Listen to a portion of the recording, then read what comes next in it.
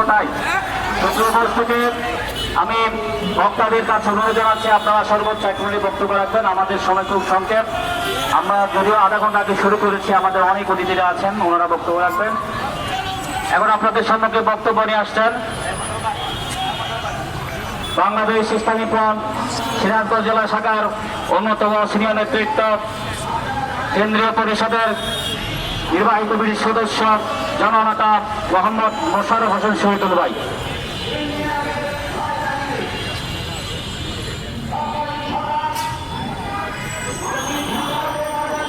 আসসালামু আলাইকুম।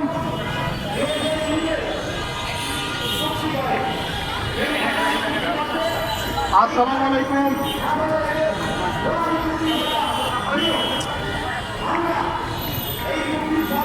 প্রিয় ভাইরা, আমি আজ দেখতে চাই আমাদের ছাত্র সেনা, যুব সেনা, এই 27 তারিখে 1 বছর হয়েছে আমাদের ঐশীবার মৃত্যুর আমরা বিচার পাইনি।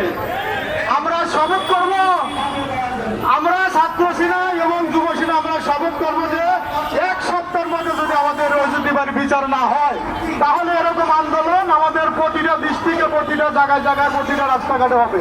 হবে কিনা বলেন? আর খালি শুধু রহিজুদ্দি ভাই না, এই দেশে একটা কুত্তার বিচার হয়েছে, কিন্তু অরিজিনাল মানুষের বিচার হয় নাই। তো এরকম ধরনের যদি দুর্ঘটনা ঘটতে থাকে, তাহলে আজ সত্যিকারের মানুষ কোথায় যা দাঁড়াবে?